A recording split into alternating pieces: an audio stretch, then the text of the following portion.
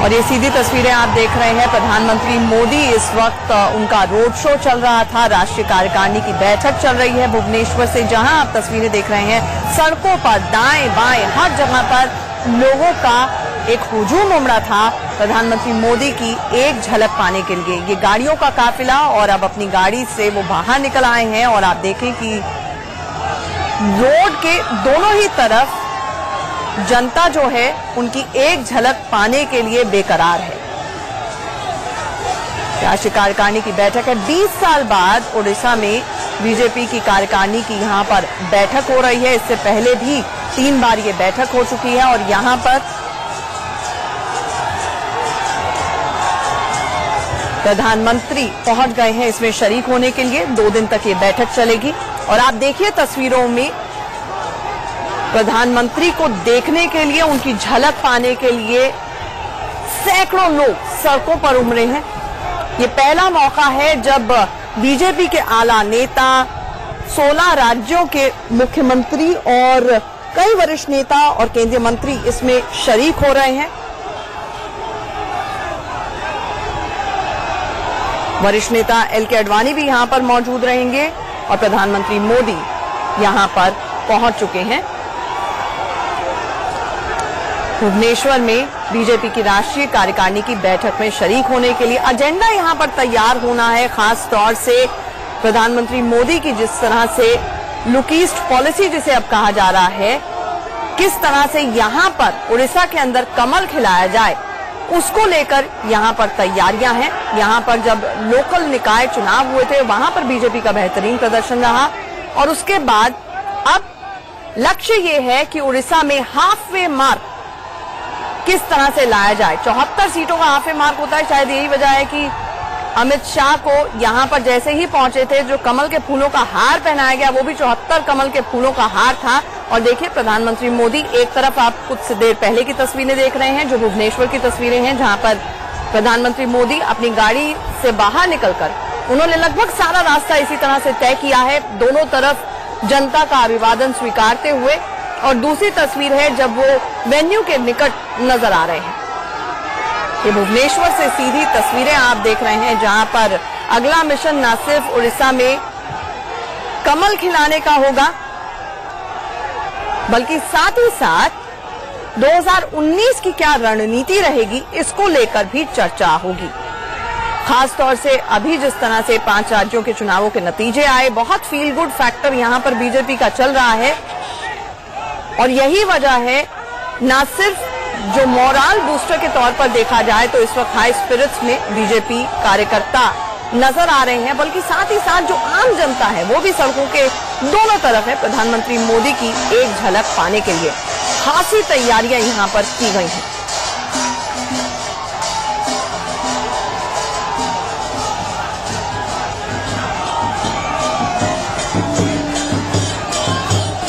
दो कैमरों की नजर से आप इस वक्त भुवनेश्वर से सीधी तस्वीरें देख रहे हैं।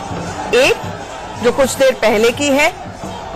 और दूसरी तस्वीर अब प्रधानमंत्री मोदी वेन्यू के निकट नजर आ रहे हैं। हमारे साथ हमारे सहयोगी यतेंद्र शर्मा इस वक्त फोन लाइन पर जुड़ रहे हैं। यतेंद्र, देख पा रहे हैं हम कि प्रधानमंत्री मोदी का काफिला, रोड शो उनका चल रहा था और जनता का हुजूम उमड़ा है, तो फील गुड फैक्टर न सिर्फ कार्यकर्ता लेवल पर, जो वहां की जनता है उनकी भी बहुत सारी उम्मीदें प्रधानमंत्री मोदी से नजर आ रही हैं। देखिए, बिल्कुल जो बीजेपी की रणनीति है वो यही है कि आने वाले विधानसभा चुनावों तक जो जनता है उड़ीसा की वो बीजेपी से एक जुड़ाव महसूस करे। ऐसे में जरूरी था कि कोई ना कोई ऐसे कार्यक्रम किए जाएं, कहीं इस तरह के आंदोलन किए जाएं राज्य सरकार के खिलाफ, जिससे जनता बीजेपी से जुड़े। पंचायत चुनावों ने बीजेपी को एक तरह से वहां संजीवनी दी है, क्योंकि बीजेपी बहुत अच्छी स्थिति में कभी उड़ीसा में नहीं रही, लेकिन जो पंचायत चुनावों में सफलता मिली है उससे कहीं न कहीं बीजेपी को लगा कि अगर थोड़ी सी और मेहनत कर ली जाए तो बीजेपी जो जिस रोड मैप को तैयार करने में रही है, जिस तैयारियों में उड़ीसा की पूरी की जा सकती है, और इसी को ध्यान में रखते हुए उड़ीसा में बीजेपी ने अपनी राष्ट्रीय कार्यकारिणी की बैठक 2 दिन की रखी और कल अचानक ही पीएम का भी एक रोड शो का प्लान तैयार किया गया, क्योंकि पीएम को दोनों दिन रहना है और इस नाते जो मोदी का जादू हर जगह चलता नजर आ रहा है। पिछले विधानसभा चुनावों में भी जो 5 राज्यों के हुए हैं उसमें मोदी के नाम पर जिस तरह से जीत मिली है वो लहर बरकरार रहे, वो जादू बरकरार रहे और जुड़ाव अपने आप जो उड़ीसा के लोग बीजेपी से महसूस करा। इस नाते एक रोड शो एयरपोर्ट से ही शुरू किया गया है। प्रधानमंत्री मोदी रोड शो कर रहे हैं उड़ीसा में, एयरपोर्ट से लेकर जनता मैदान तक ये रोड शो रहेगा। और सबसे बड़ी बात की अपनी गाड़ी पर तो थे ही, लेकिन अचानक प्रधानमंत्री मोदी सड़क पर भी पैदल चलने लगे और लोगों को एक मैसेज दिया कि वो आम आदमी है, आम लोगों की सरकार चला रहे हैं और जो हमेशा प्रधान सेवक होने की बात करते हैं, कहीं ना कहीं उस मैसेज को भी दिया कि उनमें कहीं दूसरे प्रधानमंत्रियों की तरह दिखावा नहीं है। वो जनता के लिए अगर उनकी इच्छा है तो वो नीचे सड़क पर भी आ सकते हैं। इस तरह का एक मैसेज देने की यहाँ पर कोशिश की जा रही है, क्योंकि बीजेपी को लगता है कि जो पिछली बार जिन सीटों पर मोदी का जादू नहीं चला, मोदी लहर के बावजूद भी जो 120 से 125 लोकसभा सीटें थी जिन पर बीजेपी जीत दर्ज नहीं करा पाई, और उसमें उड़ीसा काफी प्रमुख है। उड़ीसा पश्चिम बंगाल आपस में लगे हुए प्रदेश है, तो ऐसे में अगर 2019 की तैयारी करनी है तो बीजेपी को इन राज्यों में अपनी जीत सुनिश्चित करनी होगी, खासकर विधानसभा चुनाव भी और लोकसभा चुनाव भी। लोकसभा चुनाव उड़ीसा में पहले होंगे, तो उसको देखते हुए इन तैयारियों को, इस पूरी योजना को फाइनल टच दिया गया बीजेपी के रणनीतिकारों के द्वारा और अब उसको अमली जामा पहनाने का काम, यानी कि मोदी के चेहरे को आगे लाकर एक बार फिर से इन जगहों पर अमली जामा पहनाने का काम किया जा रहा है। और इसी रणनीति के तहत ये रोड शो है। लगातार प्रधानमंत्री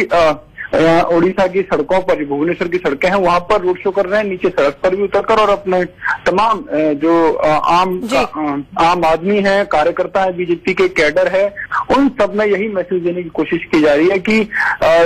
जो बीजेपी आम लोगों की पार्टी और जो एक उसके बारे में जो डर पैदा किया, जो दूरी बनाकर विपक्षी दलों ने रखी गई थी, जब वैसा कुछ नहीं है। और कहीं ना कहीं जो प्रधानमंत्री मोदी का जो चेहरा है, जो शख्सियत है, जो जिस तरह का नेतृत्व बनकर पूरे देश में उभरा है, वो इन क्षेत्रों में भी काम करे, उन क्षेत्रों में भी जीत बीजेपी की दर्ज कराए और विधानसभा और लोकसभा में इन क्षेत्रों में भी बीजेपी का जो प्रतिनिधित्व है वो काम करे। तो उस रणनीति को ध्यान में रखकर यहाँ राष्ट्रीय कार्यकारिणी की बैठक और अभी रोड शो, इन्हीं चीजों को ध्यान में रखकर किया जा रहा है, क्योंकि जो समुद्र तटीय इलाके हैं खासकर वहां पर बीजेपी का पिछली बार 2014 के लोकसभा चुनावों में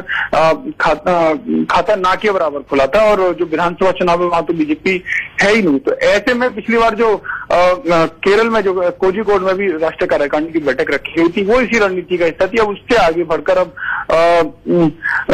जो भुवनेश्वर है वहां पर भी इस तरह की उसी तरह की कवायद के बिल्कुल एक वेन्यू भी अगर भुवनेश्वर को चुना गया तो सोची समझी रणनीति के तहत ही चुना गया। यतेंद्र ये जानना चाहेंगे कि माना जा रहा था कि 5 बजे अमित शाह जो कि बीजेपी के अध्यक्ष हैं उनका भी संबोधन होना है। हम आपसे डिटेल्स चाहेंगे कि अभी टेंटेटिव प्लान क्या है और प्रधानमंत्री मोदी का जो ये रोड शो चल रहा है ये काफिला कहां तक पहुंचा? देखिए 5 बजे बीजेपी की राष्ट्रीय कार्यकारिणी की बैठक का जो पहले से तय कार्यक्रम था उस हिसाब से 5 बजे बीजेपी की राष्ट्रीय कार्यकारिणी का उद्घाटन होना था जिसमें प्रधानमंत्री मोदी को रहना है। लेकिन जिस तरह से रोड शो है, जिस तरह से आम आदमी खासकर भुवनेश्वर की सड़कों पर उमड़ पड़ा है उससे काफी गदगद है बीजेपी। तो ऐसे में जो राष्ट्रीय कार्यकारिणी का उद्घाटन है वो थोड़े समय आगे के लिए बढ़ाया जाएगा जब तक रोड शो पूरा नहीं हो जाता है। हालांकि अब योजना ये बन रही है कि थोड़ा तेजी से इस रोड शो को आगे बढ़ाया जाएगा और आने वाले 20 से 25 मिनट के अंदर इस रोड शो को खत्म किया जाएगा, क्योंकि राष्ट्रीय कार्यकारिणी का भी उद्घाटन करना है, एक तय कार्यक्रम के अनुसार चलनी है। कुछ लेट जरूर हो रहा है लेकिन एक आम आदमी, जो मैंने पहले कहा कि आम आदमी से जुड़ाव करना है, खासकर ऐसे जगहों पर जहां बीजेपी कभी रही नहीं है या बहुत कमजोर स्थिति में रही है। अगर वहां पर मजबूती लानी है तो उस लिए नरेंद्र मोदी के चेहरे को आगे करने की रणनीति वहां पर बनाई गई है और इसको ध्यान में रखते हुए अगर रोड से थोड़ा लंबा खींचता है, क्योंकि बीजेपी को लगता है कि राष्ट्रीय कार्यकारिणी से ज्यादा अगर की जगह अगर इस रोड शो से ज्यादा फायदा मिलता है तो इस रोड शो को थोड़ा और लंबा खींचा जा सकता है। इसी को ध्यान में रखते हुए जो राष्ट्रीय कार्यकारिणी का उद्घाटन है वो थोड़ा लेट करेंगे, क्योंकि बीजेपी इसी रणनीति के तहत चल रही है कि ज्यादा से ज्यादा आम आदमी जुड़े प्रधानमंत्री के साथ। एक जो कमजोर स्थिति रही है बीजेपी की, उस स्थिति को मजबूत बनाने में अगर ये रोड शो फायदा देता है, उसकी भूमिका अगर बांधता है तो इस रोड शो को और लंबा खींचा जा सकता है, क्योंकि भयंकर गर्मी इस वक्त भुवनेश्वर में देखने को मिल रही है। लेकिन उसके बावजूद भी अगर इतनी लाखों की संख्या में प्रधानमंत्री को देखने के लिए हुजूम उमड़ा है तो उसका सियासी तौर पर बीजेपी फायदा भी उठाना चाहेगी और वही रणनीति है कि सियासी फायदा मिले जो हालांकि अभी यहाँ पर चुनाव काफी समय में, लेकिन एक रणनीति के तहत, एक तैयारी के तहत अभी से माहौल बांधा जाए, अभी से समा बांधा जाए बीजेपी के लिए, उसको ध्यान में रखते हुए इस रोड शो को थोड़ा सा और खींचा जा सकता है। रोड शो को पहले ये था कि अगर गर्मी ज्यादा रहती है और कहीं दिक्कत आती है तो इस रोड शो को राजभवन तक खींचा जाएगा, राजभवन के बाद सीधे जनता मैदान में प्रधानमंत्री चले जाएंगे। लेकिन अब जिस तरह का माहौल है, जिस तरह का हुजूम इकट्ठा हुआ है, इससे साफ है कि बीजेपी को इस बात की कोई जल्दबाजी नहीं है कि राष्ट्रीय कार्यकारिणी का उद्घाटन करना है। उसको अब इस रणनीति जो शुरू से लेकर वो चले उसको अमलीजामा अगर पहनाना है तो वो इस रोड शो को और ज्यादा खींचेगी, क्योंकि अपने कार्यकर्ताओं खासकर जो हुजूम, जो समर्थक, जो कैडर उमड़ा है उसको निराश नहीं किया जाएगा और प्रधानमंत्री सबसे मिलते हुए जाएंगे। एक आलम जो तरह से एक नजारा उन्होंने जो भी दिया कि सड़क पर जिस तरह से उतरे उस तरह का कोई अंदाजा नहीं था कि प्रधानमंत्री अपनी गाड़ी से नीचे उतरकर भी लोगों का अभिवादन स्वीकार कर सकते हैं, उनसे मिल सकते हैं। ये एक अलग तरीके से, जैसे दिल्ली में जब प्रधानमंत्री जब बीजेपी ऑफिस की तरफ जा रहे थे, जब उत्तर प्रदेश के चुनाव जो 5 राज्यों के विधानसभा चुनाव का रिजल्ट आया था, उसके बाद भी उस दौरान भी वो सड़कों पर उतरकर कार्यकर्ताओं से, अपने कैडर से मिलते हुए निकले थे। उसी तरह का वानगी यहाँ पर उन्होंने पेश की, अपनी गाड़ी से वो उतरे और आप अगर तस्वीरें देख रहे हैं तो उसमें साफ तौर पर देख रहे होंगे दोनों तरफ सड़क के लोगों का हुजूम काफी उमड़ा हुआ है और वो निराश ना हो, एक मैसेज बीजेपी के लिए जाए। जो वोटों की फसल है वो अगर काटनी है तो इस तरह का मैसेज भी बहुत जरूरी है, इस तरह की रणनीति भी बहुत जरूरी है। ये बीजेपी के जो आला रणनीतिकार है वो इसको बखूबी समझते हैं, क्योंकि अगर कोई ऐसी शख्सियत जो इन राज्यों में भी बीजेपी के वोटों में जो इस तरह के लोगों को चेंज कर सके तो उसमें प्रधानमंत्री मोदी ही है। और ऐसे में अगर इस रोड शो को जल्दी खत्म किया जाएगा तो उसका अच्छा मैसेज मिल जाएगा। इसको ध्यान में रखते हुए रोड शो को बड़े आराम से शुरू जो कहते हैं धीरे धीरे बढ़ाया जा रहा है। कोई जल्दबाजी बीजेपी की तरफ से या प्रधानमंत्री मोदी की तरफ से नहीं दिखाई जा रही है, क्योंकि पूरे सभी लोगों का आराम से अभिवादन स्वीकार करते हुए, उनको रेस्पॉन्स देते हुए, उनके हाथ हिलाकर